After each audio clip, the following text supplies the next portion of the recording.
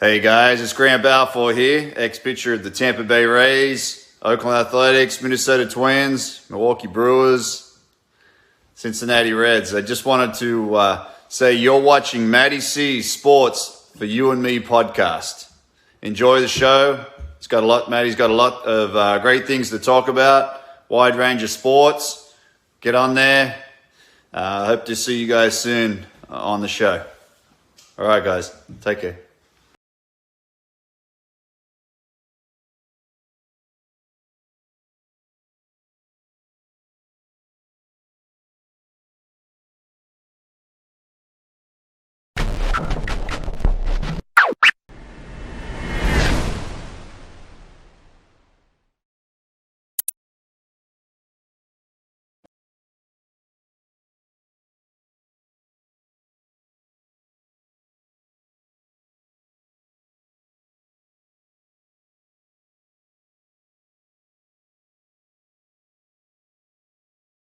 On this team, we fight for that itch.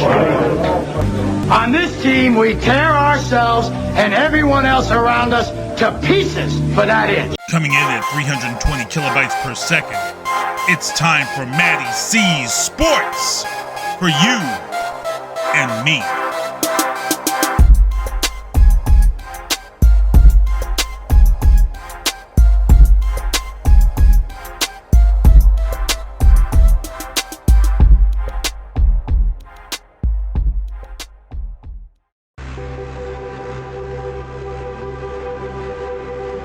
To me, fighting is like life. When I fight, I use all the past to get me ready for that. Like the night I fight, you're fighting all my demons. I'm fighting the guy that sexually assaulted me. I'm fighting my stepfather who was abusing me. I ended up using the boxing as therapy, and it helped me get through the pain and everything that I was holding inside. Without boxing, I would have been dead. Boxing saved my life. Boxing was definitely my way out. And without that, I would have been an alcoholic. I would have been a drug addict. I would have been everything that I was doing to try to channel that pain. But I used the boxing to channel it and work through my demons. But there's times where I hit the bag and I would start crying, thinking about stuff. So I would just envision beating up that man, beating up my father. And it took a lot for me to become the person that I am now. When I turned pro, they told me, well, why don't you grow your hair back and wear the bikinis? Because that's what people want to see. And I said, I'm just going to do it being myself. I want to show kids that you can do it being yourself. I'm openly gay. I wanted to show them that you'll be comfortable in your skin. I want to be remembered and show people that it doesn't matter what you look like. You could be yourself. That hard work and push and drive can get you anywhere you need to be. You just have to believe in yourself. It doesn't matter what anybody thinks about you. And I'm going to prove that women do deserve to be in this spot and that we work just as hard as the men. We always steal the show. So every time I come out and people like you are doubting me, I'm going to kick down the door. I'm going to prove that every thought you had about me is wrong. You look at me and see a monster, and I'm going to show you the angel that's inside of me. You can't judge me by the way I look. You can't tell me who I am and what I'm going to be. And I'm going to keep fighting for who I am and what I am and people like me. And I'm fighting for more than myself. I'm fighting for us as a unit, me, women, kids, all that, everything that I've been to, victims. You know, I already dug myself out of a grave. I already walked through hell. I already been through everything. So what are you gonna do to make me feel worse than what I already been through? And I already proved that you could change all of that. So nobody's taking nothing from me ever. Ever.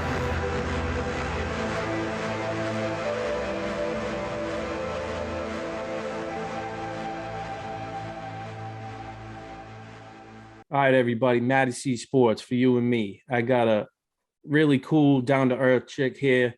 She's a good fighter. She's a badass fighter. She's got, like, just the whole package. I'm talking with Shelitos Way, Vincent. And welcome to the show. How you doing tonight? I'm doing good. Doing good. Can't complain. Okay, yeah, for sure. You're up in LA weather where it's fucking cold up here in Massachusetts. It's freezing up there. It's still kind of breezy out here. I thought it was gonna be hot. It is not. But it ain't was that not. bad though. It's hot compared to there. I mean, you know the deal. You from around here and shit. Oh So yeah. I heard y'all about to get like a blizzard or something on Wednesday too. you never know out here, man. It's like I heard it was like it's gonna like be rain and then snow, and I'm like, if I gotta go out and put freaking ice melt, then I'm gonna be pissed. You're gonna be playing some ice melt, bro. Right? Yeah, I know. That's a funny thing about it. So, for those who don't know, Shelly's had a life. There's more than boxing in this world. There's the outside. We all think of different fighters. We think of different athletes that they're just in the ring. They're just on the football field. They're just on the court. You name it. Like there's a thing behind everything. And Shelly, I know what. So like let's ask like how did you start in the boxing game? Like what got you influenced in boxing? So really, I got into boxing. I had nothing to do. I never wanted to turn pro. I never was trying to make a career. I started boxing because I was abused since like 8 years old, and like abused, and my mother was abused. Not my sisters because they was the guy's real kid, but real kids. But me and my mother, we had it bad. So he would like hang me off of the walls by my neck and stuff, and pour gasoline on my mom and like chase her around the house with matches and stuff. Oh shit. And he used to beat my mom so bad I used to lay on her chest because I didn't know if she was alive or not. But then after that, when she finally got rid of that guy, which took forever, and he wasn't a totally bad guy, he was just an alcoholic. But when he was drunk, he was fucking terrible. When he wasn't, he was okay. He was probably okay about 3 days out of the year.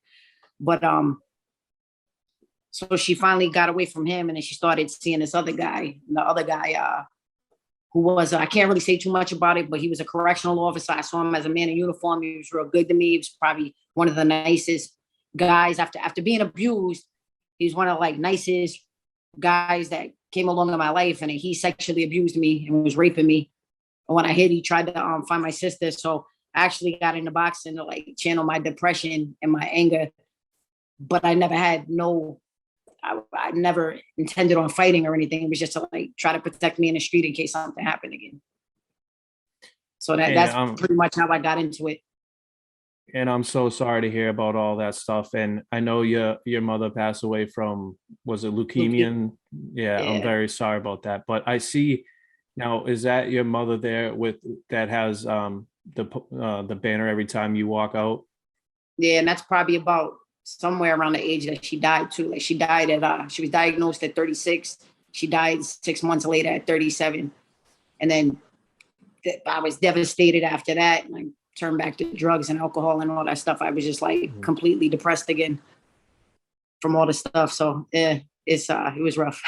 Yeah. And, that's why I said like, people got to realize that, athletes, there's stuff behind it sometimes. And, God bless you for, turning your life around and being part of this sport, because you do mean a lot to this sport, especially because you're a woman in a predominantly men's game. But it's coming up though.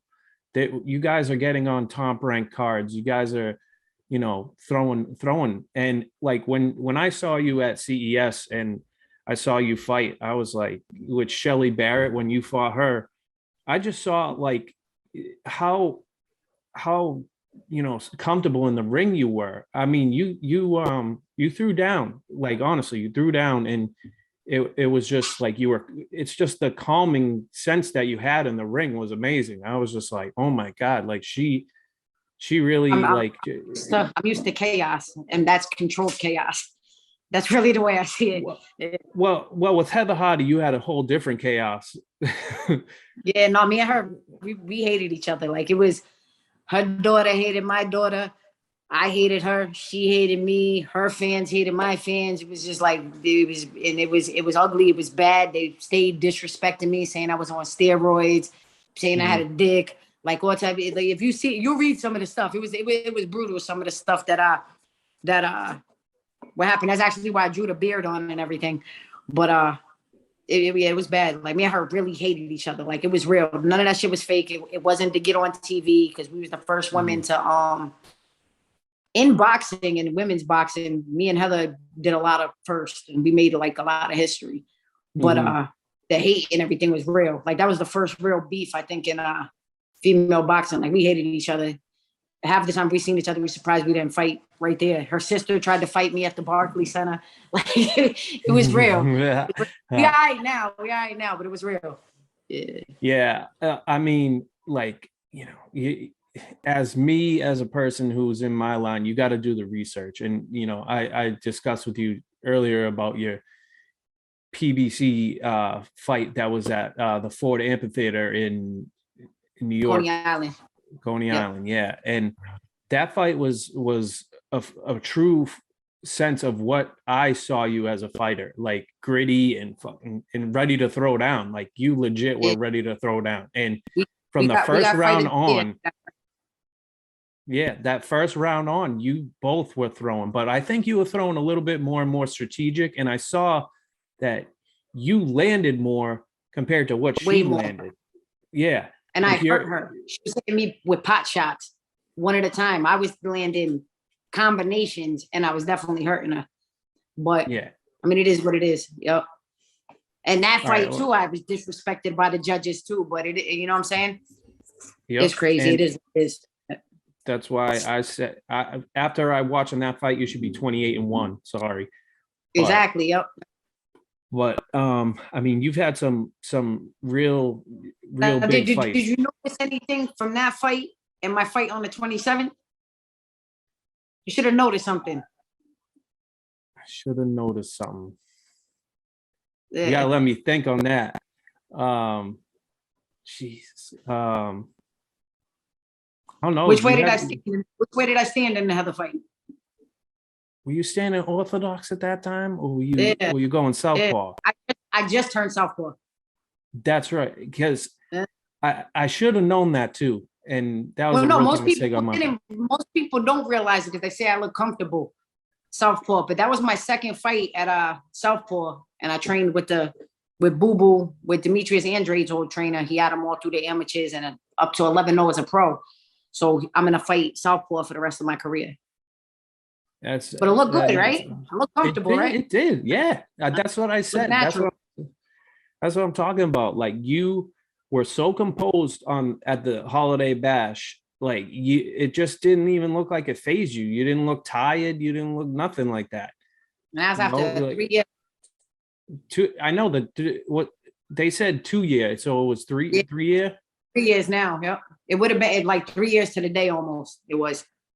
Actually, I think pretty much 3 years to the day. And my last fight was there at the MGM too, which I fought for free. I retired, and then I came out of retirement because my first trainer had passed away, and I went to fight, and I donate the money to his wife. So I came back out, I fought, and then I retired, like for real, which I didn't want to do, but I did. And it was amazing seeing, like, it was funny, and you'll probably laugh about this because when I saw you with that ill fucking boombox you had there coming, like you were leaving, I was like, my wife goes like this and goes, if you want a good interview, you better go fucking over to her and you better go talk to her and have an interview with her.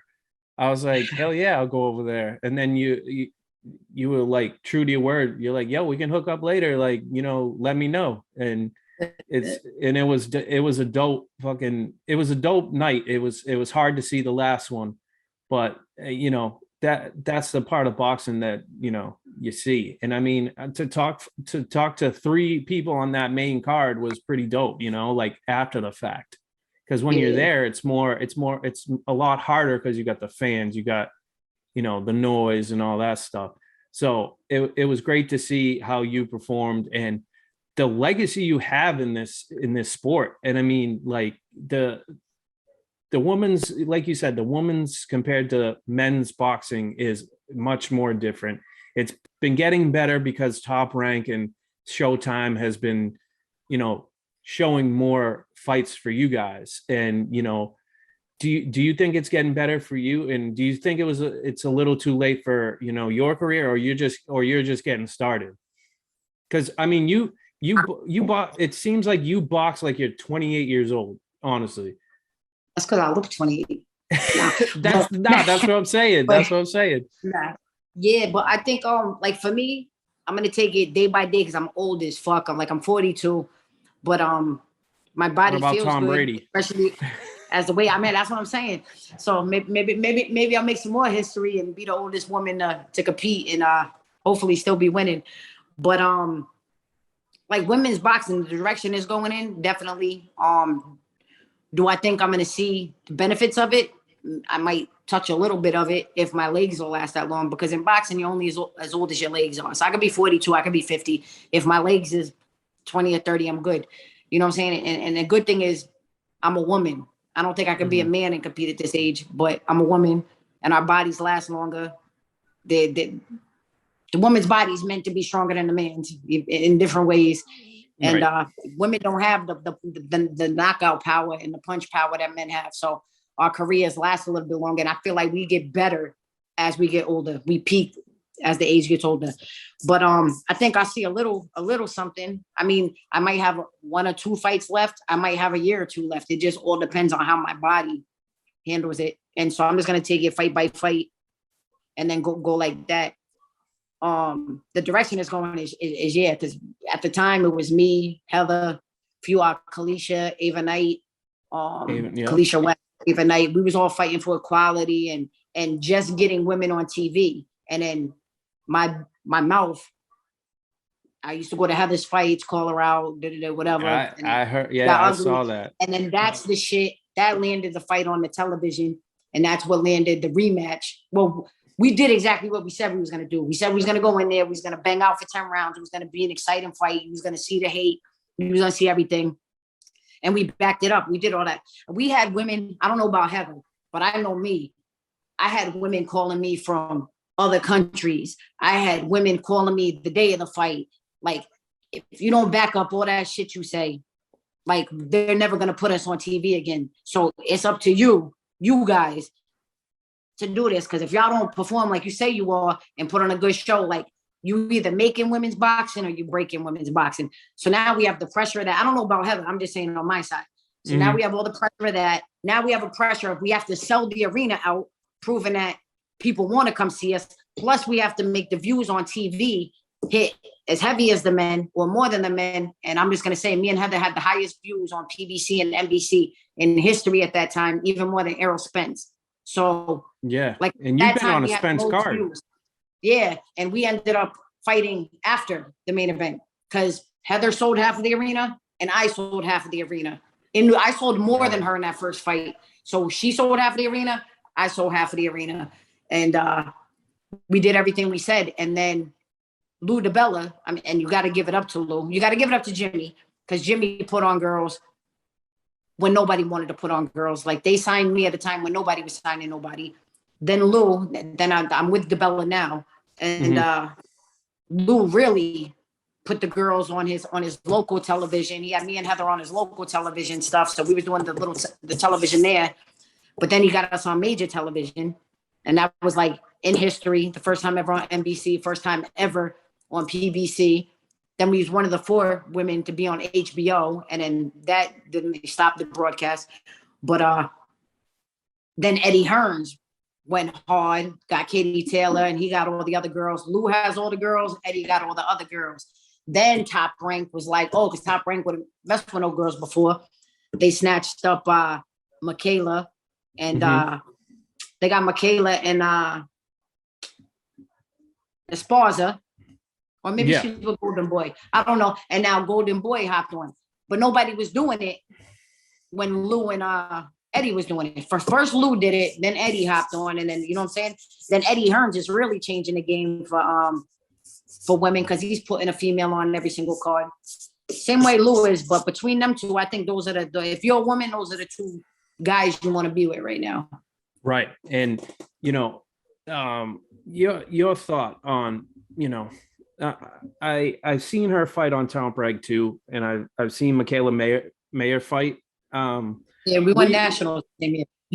Oh yeah. Oh man. It was me, her, Alicia Napoleon. I forgot, it was a bunch of us in the picture. I was like, that's crazy.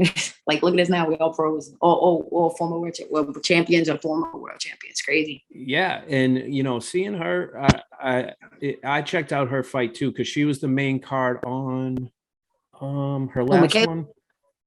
Yeah, was she on Lomachenko's main card or was she on? Nah, she ended up. It was supposed to be the main event. Fell out. I can't remember. So her and Neva Hamadouche was the main event, and that was a tough fight for her because Hamadouche can crack, and she stopped everybody in the first round. Like Serrano, only one girl went the distance with her, and only one girl beat her, and that was Delphine Pearson. That had that. I thought she won the first fight with Katie Taylor, and I thought Katie Taylor whipped her ass the second fight. But that's the only person that beat her, and then Michaela. Every round got better and just like completely blew through her. That girl can crack. She definitely can, and she was like you, just calm through the jabs here and there, and like was catching her pretty fucking hard. Like her jab was pretty hard that night. Yeah. So I mean, you women are definitely changing the game, and like I see it.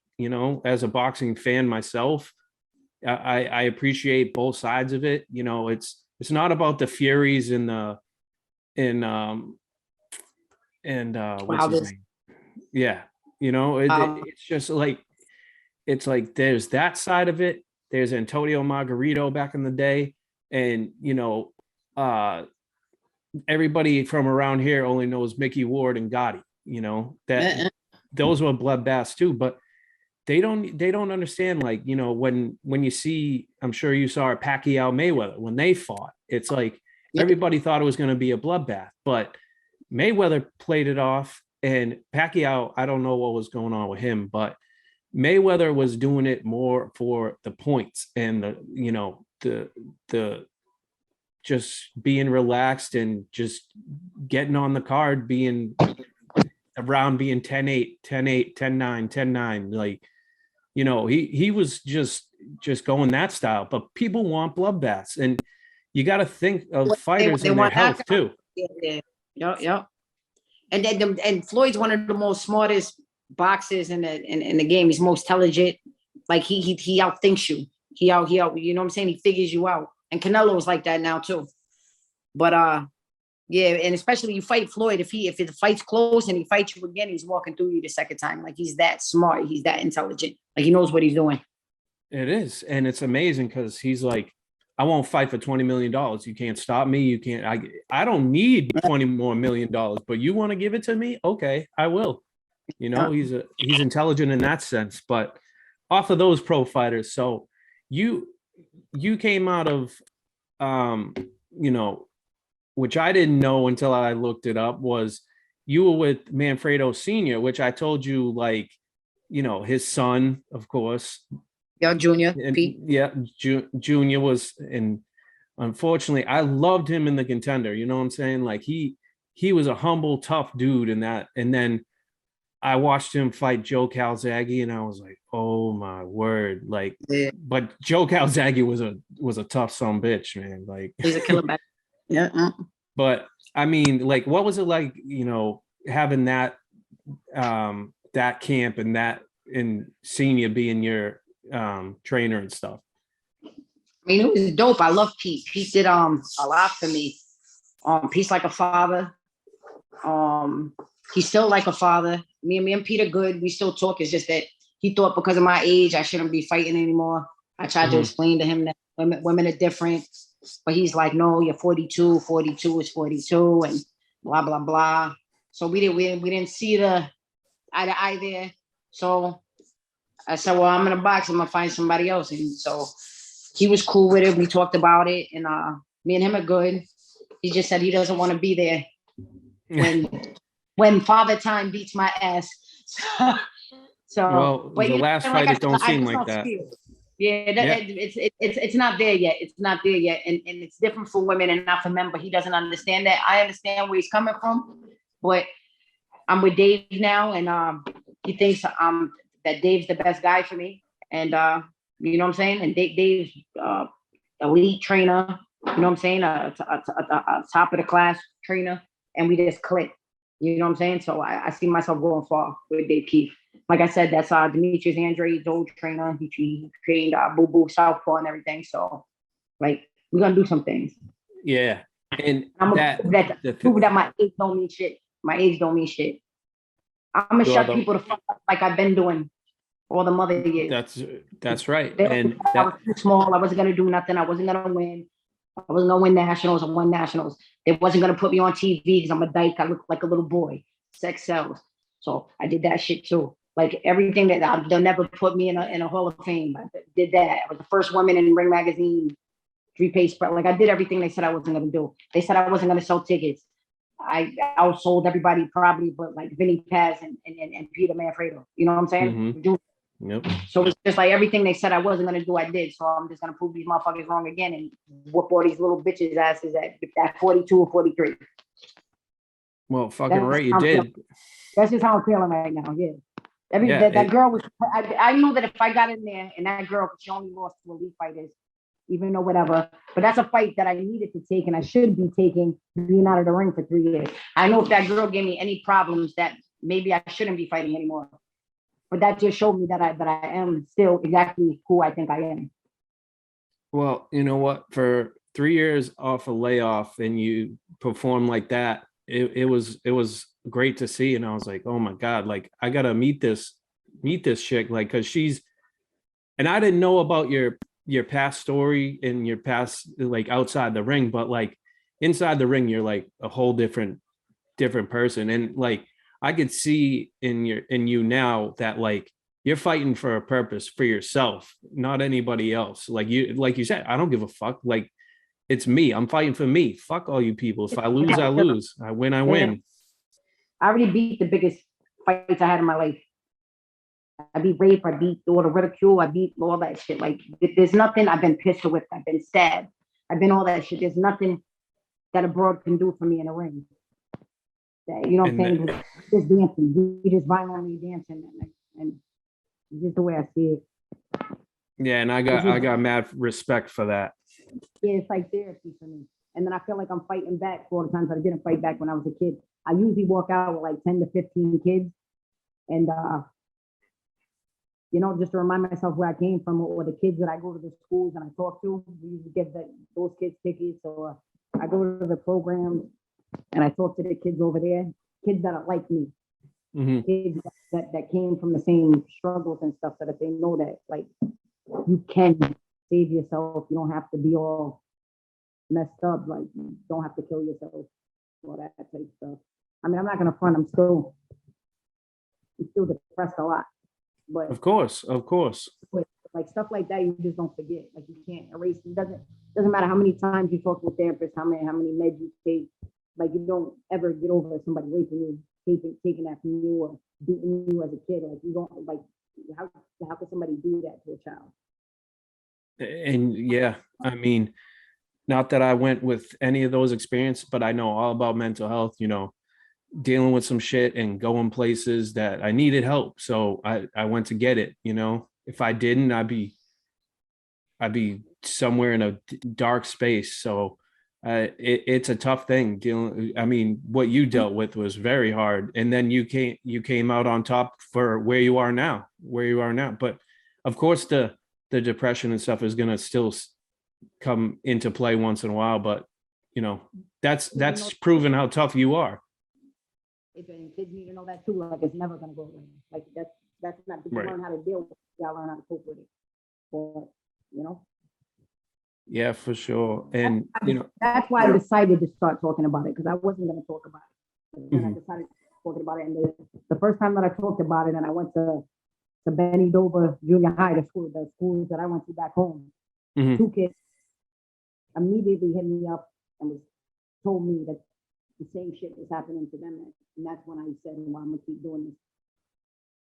And then they talked to whoever they needed to talk to. But that's when I realized I could help people, and I had the blueprint. For sure. And it, like I said, it's an honor talking to you, for real. Like, you know, you telling your story here, like, you know, and coming from where you are, and, you know, dealing with what you've had to deal with, and coming into the ring, and you've accomplished what you've accomplished. I thought it was amazing. And, you know, with the there's more than just the Hardy fights. There's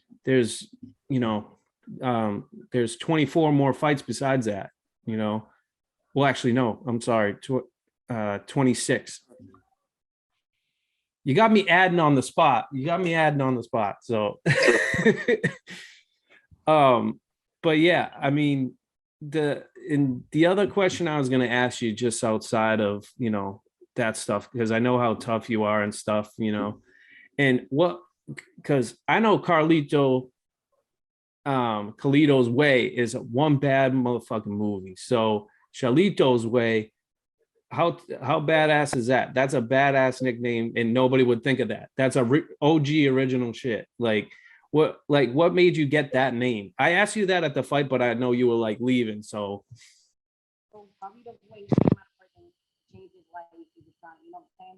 sorry, I can't hear you.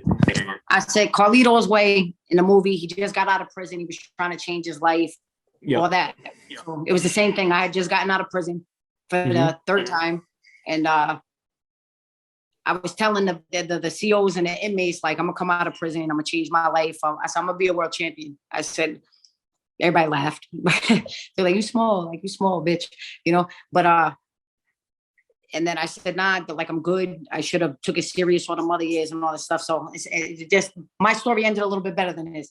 But so everybody in the gym was calling me, my first trainer, he was like Shelito, Montoya, Chavez, Clemente, Vincent. I was like, I'm fucking Italian. I'm not Spanish, bro. I'm Italian. But they kept calling me that. So I'm like, I'm Italian and Cape Verdean. But so that's how the Shelito came about. And then just the Shelitos Way.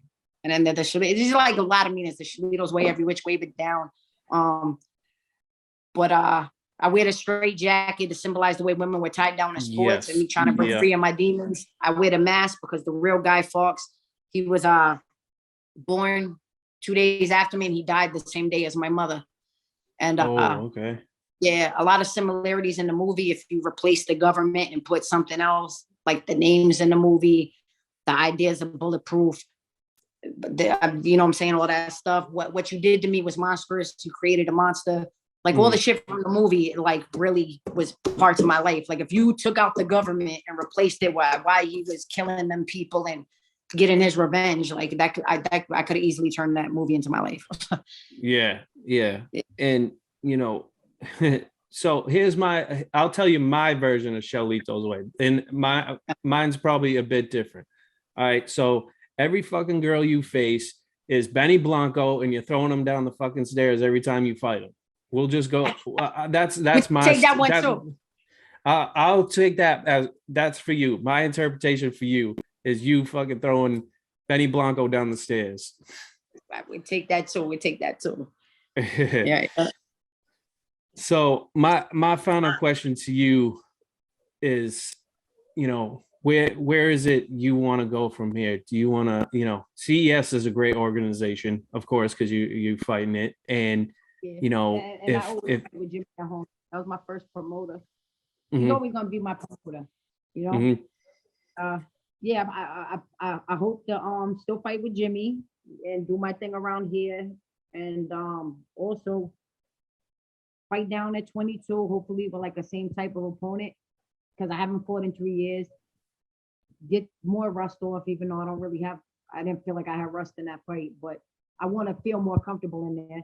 And then I want to fight for world titles again.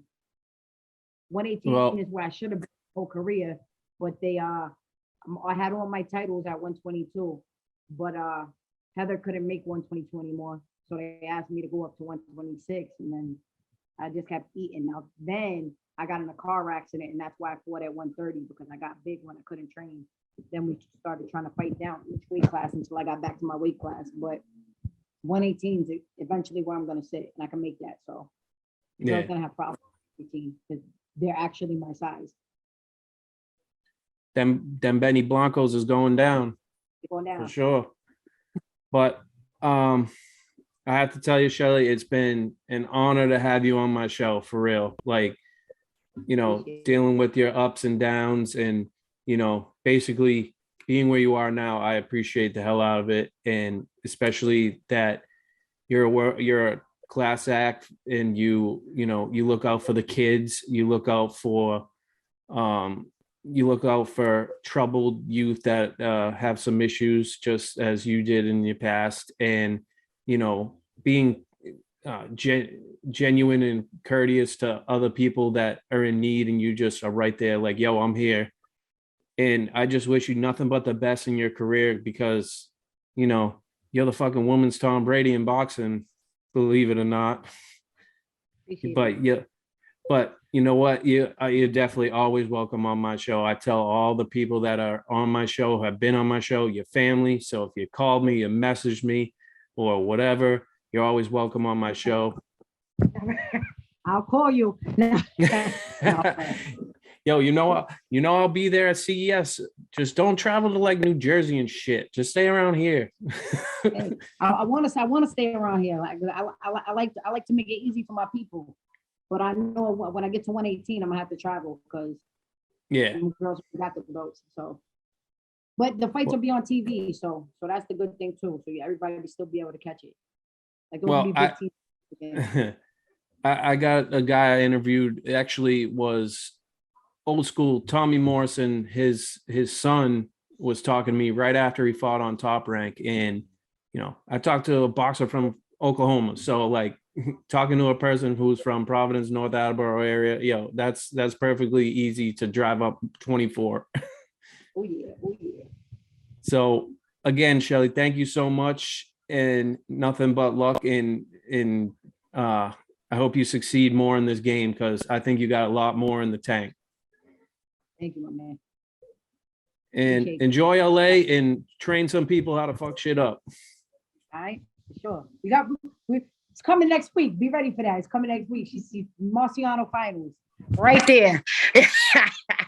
Okay. Because I was, that's mad funny, because I was invited to go to that and I couldn't go.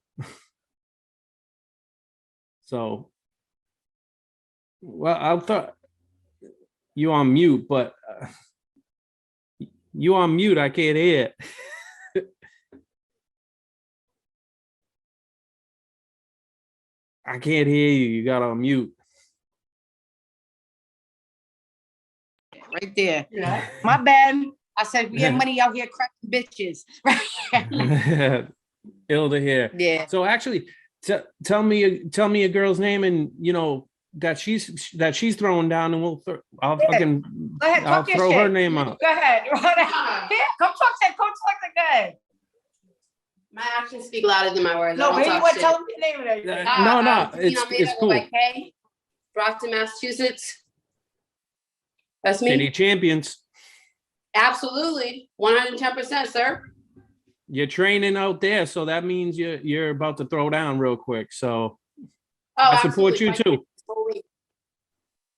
My producer will be there, so I'll tell him to be on the lookout for you, and you probably have an interview from him too. Yeah. Absolutely, yeah, for sure. He can definitely talk to me after I get my W. So there you go. That's the confidence I like to hear. Whoop some ass. Absolutely, that's the mission. I'll do the shit talking for you right now. Yeah. I like my hands to be talking. I love my hands to be talking. I don't want my coach over here to gas me up too much. I'm more humble than she is. I talk my shit. Now. All right, Shelly, I'll talk to you, and enjoy LA. And when you come back, I hope to see you soon. Thank you, man. Appreciate you. And this will be on the new year, season 3, Maddie C Sports. Watch out for Shelly. She's on the run. She's on the move. She's about to mess shit up. You need to understand that. So I will talk to you soon, and thank you for being on the show.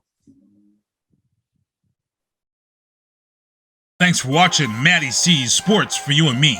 Make sure to follow Matty Cameron on Twitter at MattCameron23, or follow him on Instagram at MattyC23, or subscribe to his YouTube channel, Maddie C's Sports for You and Me. Once again, thanks for watching.